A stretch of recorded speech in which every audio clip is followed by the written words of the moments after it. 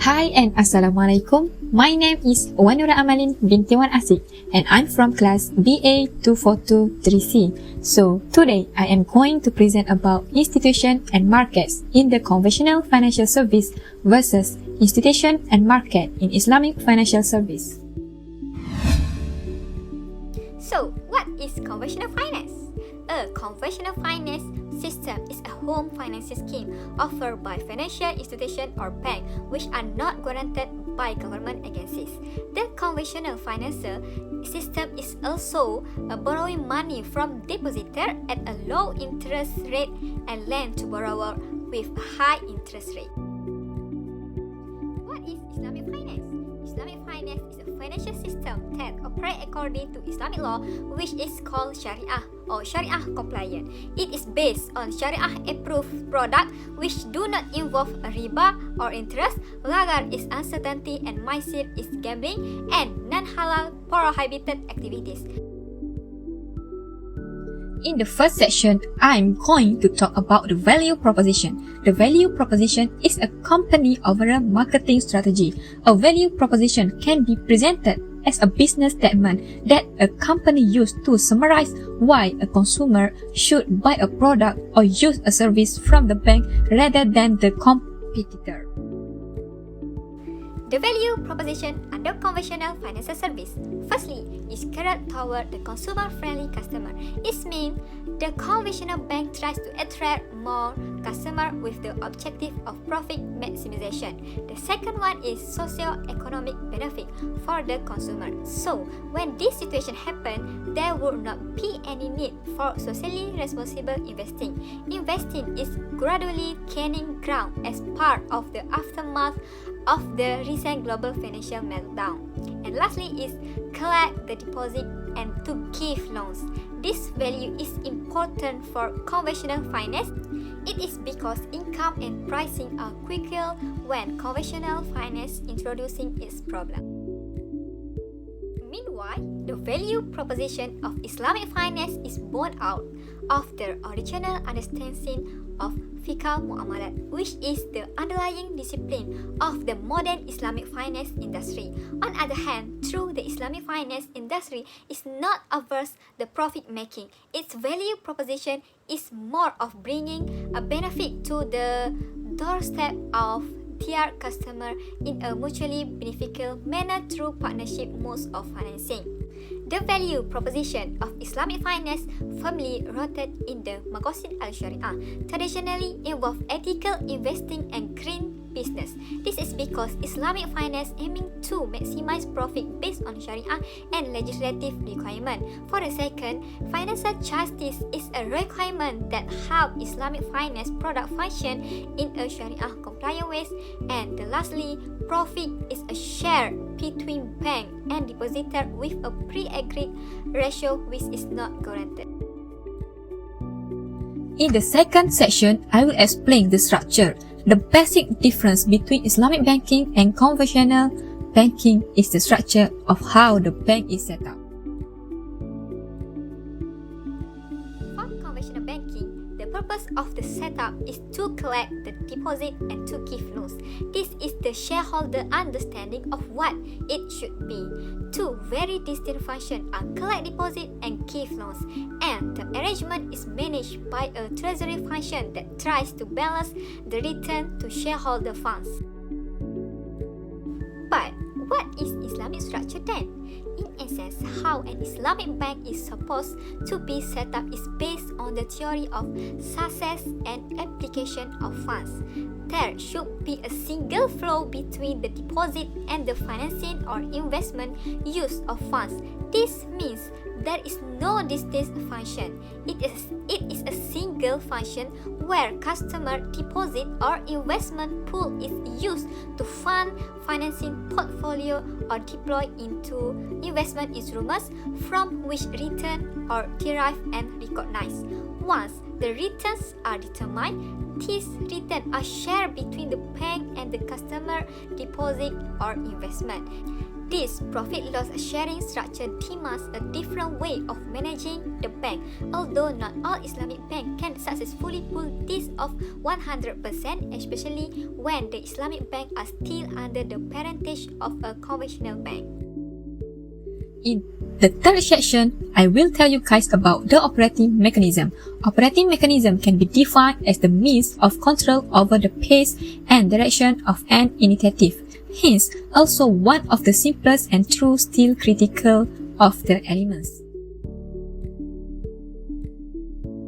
Operational mechanism under the conventional finance system. First of all is allowance of interest and usury in financial dealings.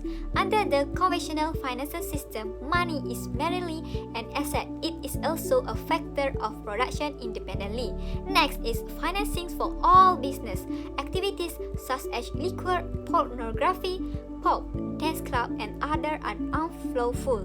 Hence, any earning return to investment is any of these activities allowed under the conventional financial system. The third one is profit and loss sharing. There is not fixed rate or interest collected along with this particle of loans. And the last one is an allowance for investing in paying industry sector activities such as pornography, pub, dance club, insurance, and other are unlawful. Hence, earning a return through investment in any of these activities is allowed under the conventional financial system. Meanwhile, for Islamic finance, the first one is prohibition of interest and usury in financial dealings. Under the Islamic financial system, money is merely a medium of exchange and not a factor of production independently. The second one is Islamic financial system is avoidance of maisir. Maisir or gambling, or also known as qimar, is defined as any activities which involve betting whereby the winner will take the entire bet and the loser will lose his bet. The third one is profit and loss sharing. According to this principle, capitalists demanding profit on capital should also participate in law as well. According to this principle, an investor can earn a return on its investment subject to the risk of losses. Hence, the concept of risk-free return is expired under the Islamic financial system. The fourth one is financing for only halal permitted business. Activities such as liquor, pornography, adultery, dance club, conventional banking, insurance, and others are unlawful. The last one would be avoidance of gharar. It is referring to enter the contract with absolutely no risk or uncertainty about the unlimited result and ultimate result of the contract. In the last section, I will explain instruments offered by conventional and Islamic. Both banks, which are conventional financial system and Islamic financial system, are offered some transactions, but those instruments have different names and characteristics. For example, of transaction that is made by conventional and Islamic finance is like trading, participating, and supporting. Instrument offered in conventional finance. Firstly, conventional finance offer the bonds. Bonds do not give the investor a share of ownership in the asset, project, business, or joint venture they support. There are debt obligations from the issuer to the bondholder. Generally, bond can be used to finance any asset, project, business, or joint venture that complies with local legislation. Secondly, they offer lease. A conventional leasing contract is a contract between a lessor and a lessee for the hire of a specific asset. The lessor retains the ownership of the asset, but the right to use the asset is given to the lessee for an agreed period of time in return for a series of payments paid by the lessee to the lessor. Third is deposit or liabilities. Conventional banks accept deposit on the basis of loans for all types of deposit accounts, including term deposit, saving, and current account. Interest-based returns are provided for the saving account and term deposit, whereas current account may offer free banking facilities. In addition to this, the conventional bank invests the deposit in non-Sharia compliant avenues and subsequently earn non-Sharia compliant returns. And lastly, they offer trade finance. Conventional banks offer trade finance related operation under the concept of service, guarantee, and lending. Under conventional bank trade transactions have four characteristics, which are commission-based income, income through guaranteeing payments, income through interest on loan payments, and additional interest income on daily payments. Meanwhile, the Islamic financial service offer a lot of instruments, but I will explain only 4 instruments. If conventional offer bond, but in Islamic financial, there are offer sukuk. A sukuk is an Islamic financial certificate, like a bond in Western finance, that complies with Islamic religious law commonly known as Sharia. Since the traditional Western interest-paying bond structure is not permissible, the issuer of sukuk essentially sell an investor group a certificate and then use the proceeds to purchase an asset that the investor group has direct partial ownership interest in. The issuer must also make a contractual promise to buy back the bond at a future date at par value. If conventional offer less, but in Islamic finance, there are offer ijarah. The term ijarah has been defined as a contract between two parties, the lessor and the lessee, where the lessee enjoy or collect a specific service or benefit against a specified consideration or rent from the asset owned by the lessor. It is a lease agreement under which a certain asset is leased out by the lessor to a lessee against specific rents or rental for a fixed period.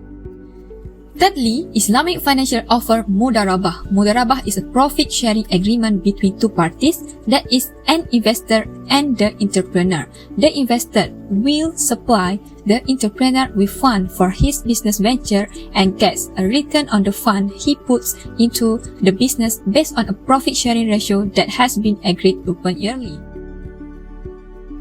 And lastly, they are offer musyarakah. Musyarakah refer to a partnership or a joint business venture to make a profit. Profits made will be shared by the partners based on an agreed ratio which may not be in the same proportion as the amount of investment made by the partner. However, losses incurred will be shared based on the ratio of funds invested by each partner. To sum up the overall journey, the difference between conventional finance and Islamic finance has narrowed considerably and has its strength to stand out in this economic world. Yay, that's a wrap. That's all from me. Thank you.